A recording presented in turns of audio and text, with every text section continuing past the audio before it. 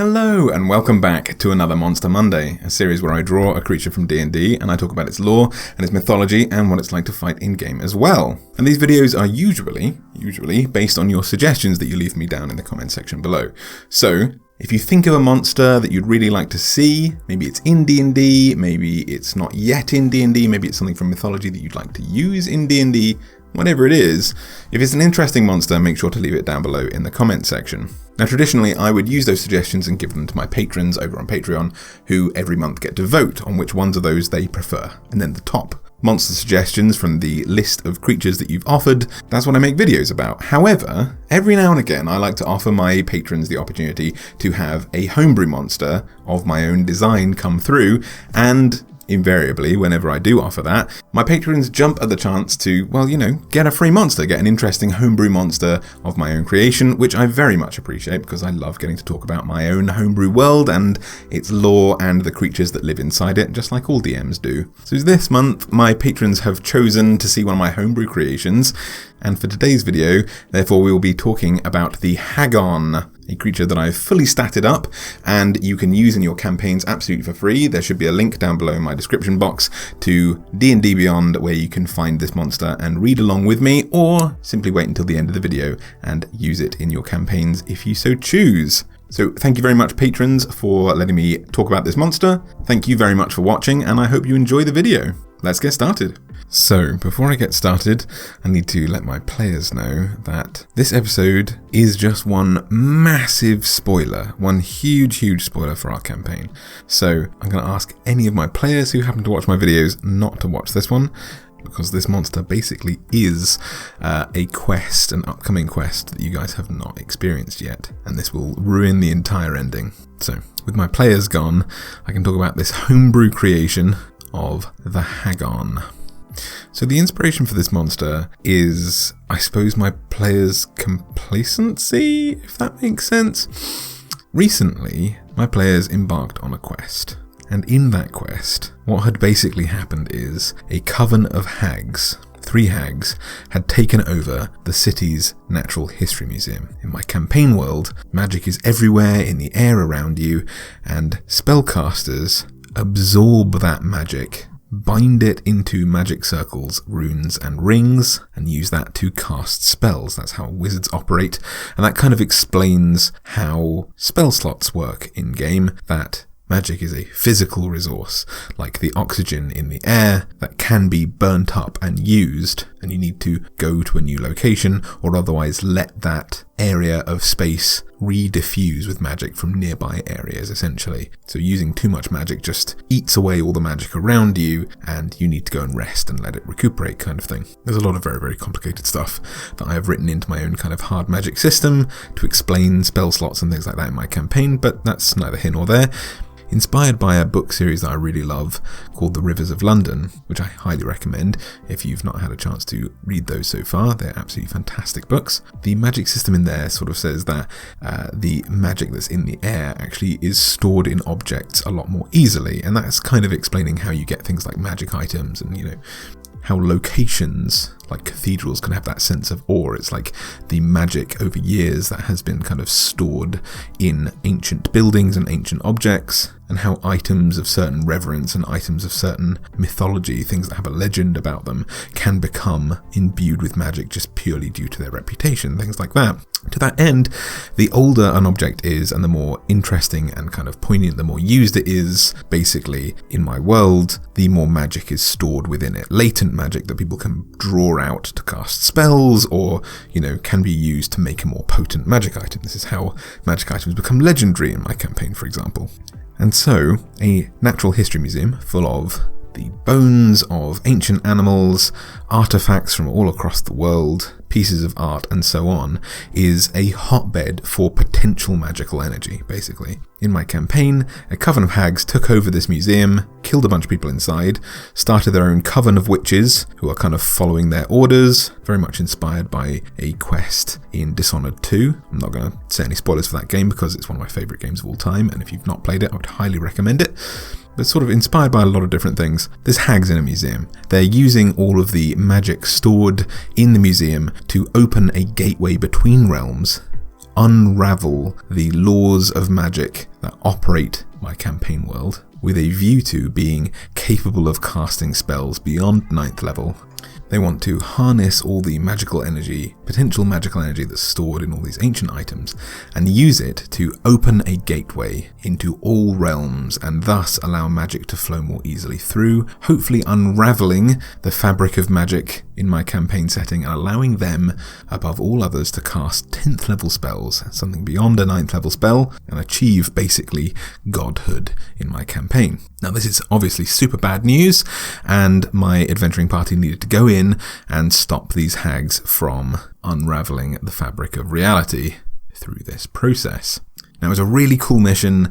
My adventurers had a really tough and interesting time in there. The balance was just right, except for the final boss.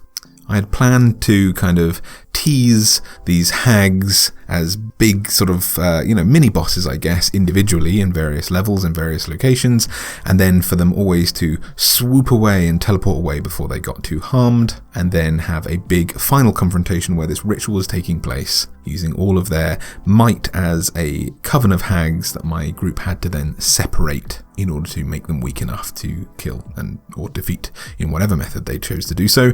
But unfortunately, as D&D tends to, it went a little bit off the rails, and I had not predicted the fact that one of the spells that one of my hags had cast, due to some circumstantial environmental stuff, would end up stunning her for an extra round, which allowed my players to get some more damage in and essentially defeat one of my 3 hags, allowing this coven to be really powerful, which means that the other 2 hags, when it came to the final boss battle, were really far too easy, and it was a bit of an anticlimax. And while the dungeon as a whole was quite deadly, I spent a really long time building up how powerful and scary these hags were, only for them to go down in a couple of rounds. It was my fault for not predicting it, but the overwhelming outcry from my players was that this was a bit of an anticlimax. Through a series of magical rituals, they managed to flat out kill one of the other hags and then banish one of them into this opening in reality that they had begun to form, but it was not fully formed. They weren't able to cast this spell and rip open magic.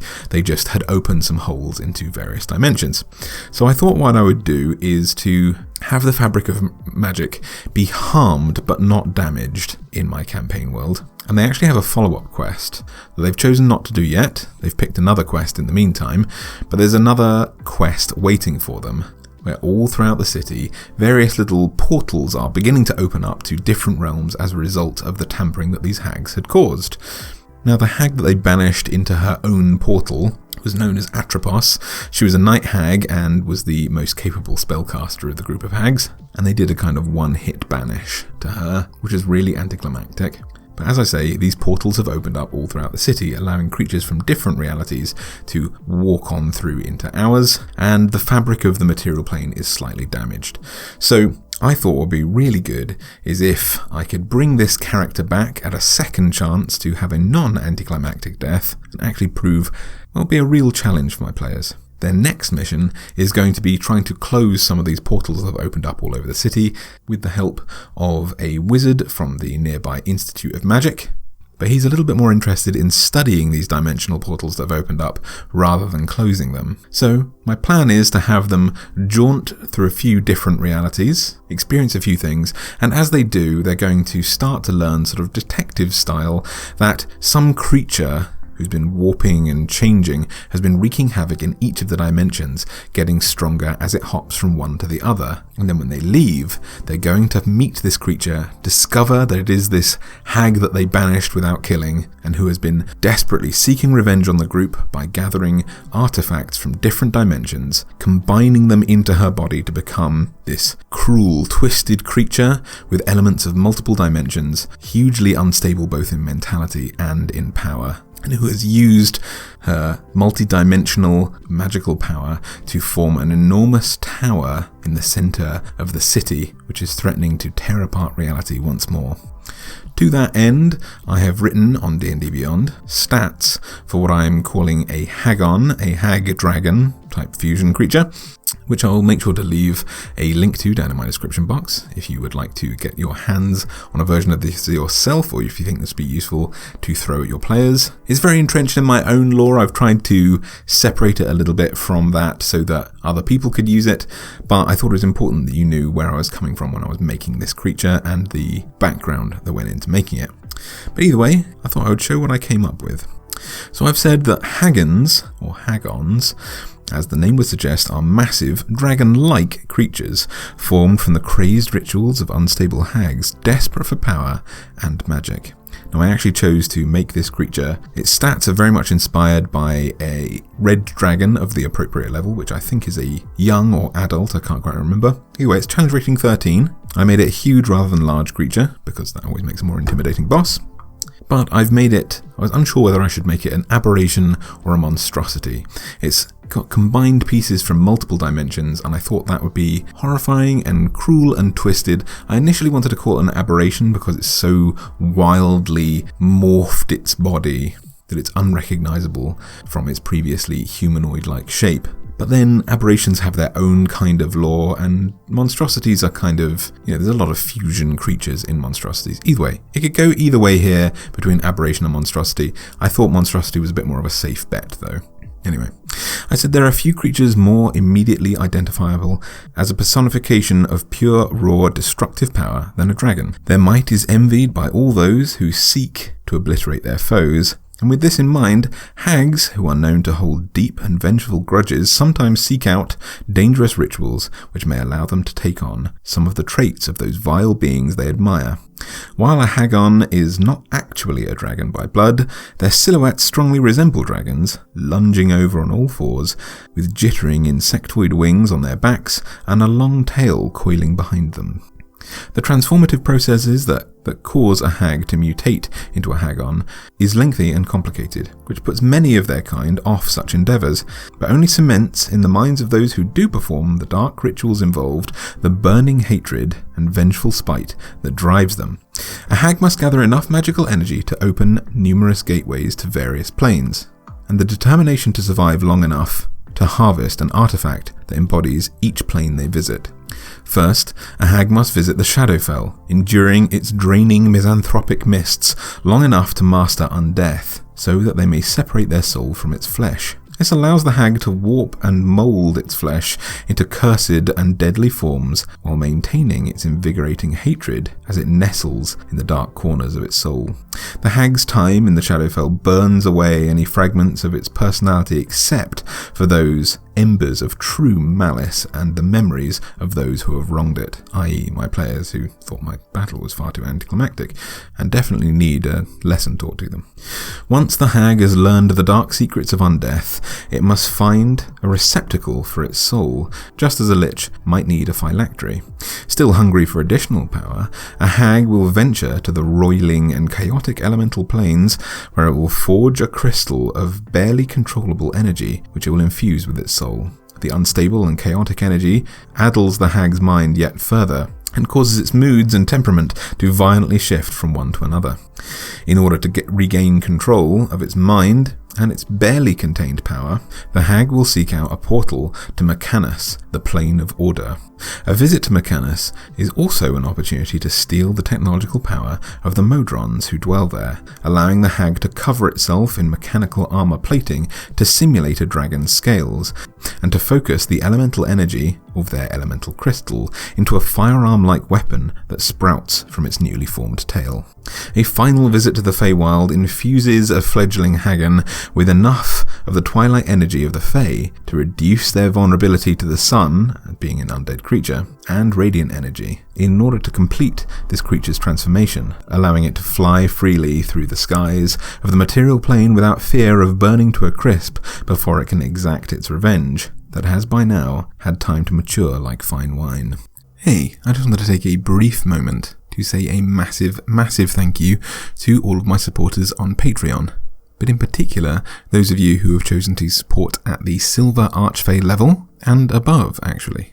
This month you guys are Raptor Dio, Ken Doman, or Kendoman, Ryan H, Christian Palmer Smith, or Kit, Max Schluter, Amanda and Jake Westfall, Darth Keitana, Duck Quack, Peter Balfe, Aldrin, Ethan Dibbe, Oliver Thorvald Mellock, Sam Hickson, Bork Boulderbender, Colby Monroe, Styrax, Sky Rush Soul, Napin Camo, Steve Harrison, Trevor Traub, Dan Waterman, Nathan Stratton, Jonathan Foster, Tim Kleemer, Dominique Jolly, Brandon Kerr, Brock Harris, Yorick Beese, Benjamin Colburn, Tamerling Darkraven, Max Copeland, and AJ.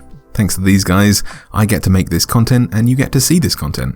So thank you all so much for your support. If you'd like to join the community that we have over on Patreon and get unique rewards, like this nifty little shout out, copies of all of my illustrations, including the one that you're watching right now, one-on-one hangouts, and the chance to be one of my commission corners, then please make sure to look out for the Arcane Forge over on Patreon. I'll leave a link to that down below in my description box. And thank you so much for taking the time out to help me thank these people for the video that I had the pleasure to make and you are hopefully enjoying watching. Anyway, I won't take up any more of your time, and I hope you enjoy the rest of the video. Now, all of these massive experiences and huge changes to this creature's body have, as I say, basically, I chose to give it the same stats as an appropriately leveled red dragon. So it has 18 armor class as a result of its armor plating from Mechanus. It has an average of 178 HP. It has 23 strength, 10 dex, 21 con, 14 intelligence, 11 wisdom, and 19 charisma. It's infused with many planes, so I've given it resistance to absolutely every type of elemental damage, as well as weapon attacks that are not magical. Don't worry, I know this is beginning to sound incredibly overpowered, and it is. It's designed to be quite overpowered, but there are some sort of drawbacks, and I'll come to those in a second. Being a hag to start off with, I didn't want it to lose its Night Hag-like abilities, so I've maintained a Night Hag's magic resistance and its spellcasting ability. It can cast Detect Magic, Magic Missile, and 3 times a day it can plane shift itself, use Ray of Enfeeblement, Sleep, or Lightning Bolt, and I've also given it the at-will ability to cast Chaos Bolt, because the crystal in its chest is pure, raw, chaotic energy that it can barely control and contain. It has a multi-attack, allowing it to make 3 attacks, 2 claw attacks, which just like the dragon it emulates, are a plus 10 to hit and deal 2d6 plus 6 slashing damage each, but I also gave it a Gatling tail, which you can see me illustrating as well, instead of a bite attack, because I thought it needs some more ranged attacks in here to do justice to the hag that it represents. I thought this could be used in combat as well as a bite attack. That's kind of up to the DM, but I saw it as more like a scorpion sting to attack people who are far away from combat, or maybe use it in combat as well. Utterly up to you. But I used the basis of a bite attack, but just made it ranged, so it can hit anywhere between a 20 or 120 feet. But again, you can change this for a kind of bite attack if it's more applicable to you. And it does 2d10 plus 6 piercing damage, because of magical bullets, and it does 1d6 energy damage. One of the key things throughout this creature's description is that the chaotic energy crystal in its chest is a manifestation of the elemental planes as a whole. It cannot control which element it's pulling out. It's just so angry that it wants to kill you and it doesn't care how. So it draws upon a random form of magical energy each time. So the d6 energy damage that it does in this Gatling Tail attack, just like Chaos Bolt, causes a random form of energy damage, either acid, cold, fire, force, lightning, or poison. Just like the dragons they emulate, I gave this thing an energy breath attack that deals 16 d6 damage if people fail a dexterity saving throw to dodge out the way, or half as much if they succeed, just like a red dragon. But again, with this Chaos Bolt-like, roiling, boiling, unpredictable, rage-fueled energy at its core, you have a d8 chance, and this d8 predicts a random form of energy damage. It's a breath weapon, so it recharges on a 5 or 6 of a d6 when the DM starts their turn.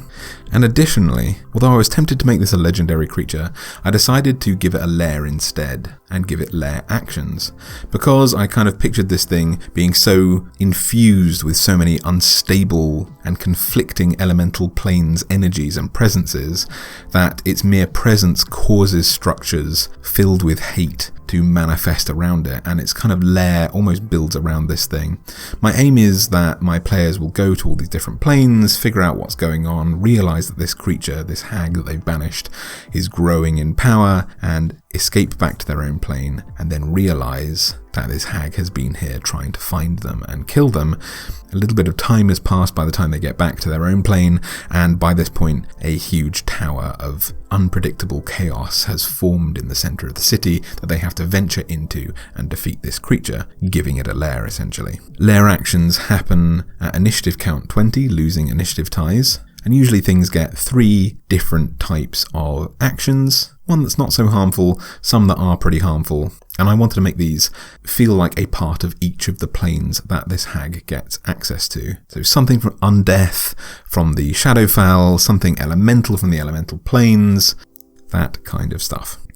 So I gave it 3, and inspired by a vampire's ability to summon wolves and things like that once a day, I thought what would be interesting is that 1d4 or 1d6 random creatures from any of the planes that this creature is connected to appear every turn, and the Hagon has no control over this. Just portals open up around it because its mere presence is tearing apart reality. So a challenge rating 1/4 or below, creature from Mechanus, the elemental planes, Feywilds, an undead creature, anything connected to any of these planes can arrive at initiative count 20. I said that the Hagon can make one of these Gatling tail attacks with one of its lair actions, or alternatively, just like a red dragon, it can summon a pillar, one of these elemental crystals that represents all of the elemental planes, that shatters and explodes forth for some random energy damage, dealing 6d6 totally random energy damage within 120 feet of the Hagon.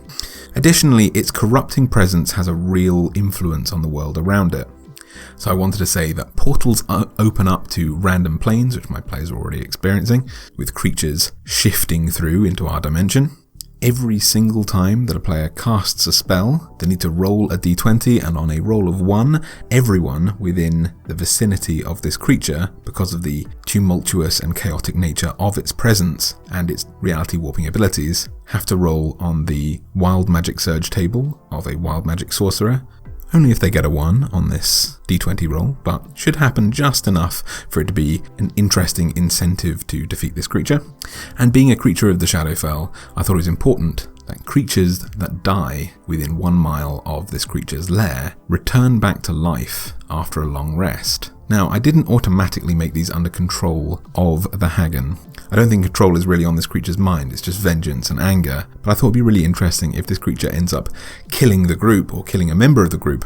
They have the issue of, do they defeat it afterwards? Because one of their friends might return to life as an undead creature. They may not want to defeat it because they will once again die after 1d10 days of this creature dying, so it's an interesting conundrum. But this is a hugely overpowered monster, because I wanted to make it unstable. That's the nature of this beast. So I wanted to have sort of boss monster areas for this creature to have as targets, essentially.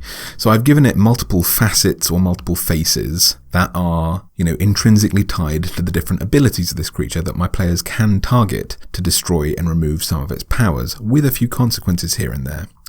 So, in a rule called Amalgamated Monster, I've said that the Hagon has 5 cores from the different planes of reality, depicted by its 5 heads. I didn't manage to draw 5 heads in this illustration, but it has 5 core elements. I said that while it has more than one head, one facet, the Hagon has advantage on saving throws against being blinded, charmed, deafened, frightened, stunned, and knocked unconscious, just like all of the multiple-headed creatures in D&D. I said that whenever the Hagon takes 35 or more damage in a single turn, one of its heads is destroyed. If all of its heads die, then the Hagon dies. Players may target a specific head, or the damage can be allocated at random. When one of the Hagon's heads is destroyed, a portion of its power is destroyed with it, and an unstable magical effect occurs. To determine which head is destroyed and its magical effect, consult the table below. So on a roll of 1, I've said that the Shadowfell core, the main sort of body of this beast, is destroyed. The Hagon loses its regenerative powers, which I've now realised I've forgotten to mention the fact that it regenerates, like a vampire, as an undead creature, so it heals 10 HP at the start of its turn, unless it takes radiant damage. Anyway, If the Shadowfell core is destroyed, then it loses its regenerative powers, and the ability to raise the dead or summon creatures from the Shadowfell. Destroying this core disperses necrotic energy into the vicinity surrounding the Hagon, causing all creatures within 30 feet of the Hagon to make a dexterity saving throw, taking 6d6 necrotic damage on a failed save, or half as much on a successful one. So there's this explosion of necrotic force. The Hag's core, so i.e. this is going to be like the main head that you can see there at the front, the actual personality of the hag who started this whole endeavour. When the hag's original head is destroyed, it loses its mind, and with it the ability to discern friend from foe, and its ability to channel its magical power into the casting of spells. Magic becomes unstable for those within 60 feet of the Hagon when this occurs, and forces those within the radius to make a charisma saving throw, and on a fail save, all creatures must roll on the wild magic table available to sorcerers, causing their effects immediately. The Mechanus core, or this tail, said when the Hagon's Mechanus core is destroyed, it can no longer perform its Gatling tail attack, and its armor plating falls away, reducing its armor class to 15. A bolt of lightning then arcs towards a random target within 30 feet of the Hagon, and 3 bolts leap from that target to as many as 3 other targets, each of which must be within 30 feet of the first target. A target, creature, or object must make a dexterity saving throw or take 5d8 lightning damage on a failed save, or half as much on a successful one. The Elemental Core, this massive crystal in its chest, I said when the Elemental Core is destroyed, the Hagon loses its energy breath attack, and its damage resistances are nullified. The destruction of this core causes an enormous explosion of elemental force, causing all creatures within 30 feet of the Hagon to make a dexterity saving throw, or taking 10d6 damage on a failed save, or half as much on a successful one. The damage type must be determined randomly by rolling a d8 and consulting the table mentioned in the energy breath attack. Finally, the Fey Core, i.e. these wings, this kind of beetle-like wings on its back. I said the Fey Core's destruction eliminates the Hagon's ability to fly, and causes the creature to become vulnerable to radiant damage. When the Fey Core is destroyed, it explodes with twilight energy, causing all creatures within 60 feet to make a Constitution saving throw. Creatures who fail the save take 2d8 radiant damage, and those who pass are actually healed for 4d8 HP. So I thought a little surprise there.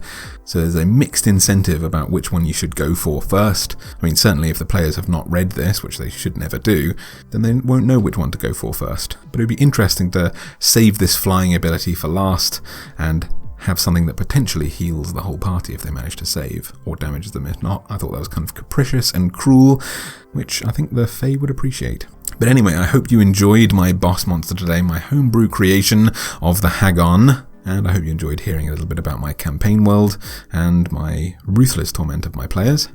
And I hope that this cruel and calculating beast can fit within your own campaign world as well, even though it's so niche and tucked away in my own lore. If you do manage to use this creature, make sure to let me know. I would love to hear about how my creations manage to impact your world. And again, if you want to use it, the stats for this creature should be in my description box. Just leave a little nudge if I've not remembered to do that, but I should have by now, and that's on D&D Beyond. So thank you so much for joining me. I hope you have a wonderful time crushing your players with the cruel fusion of multiple planes and boiling rage of a hag-turned dragon, and happy monster hunting.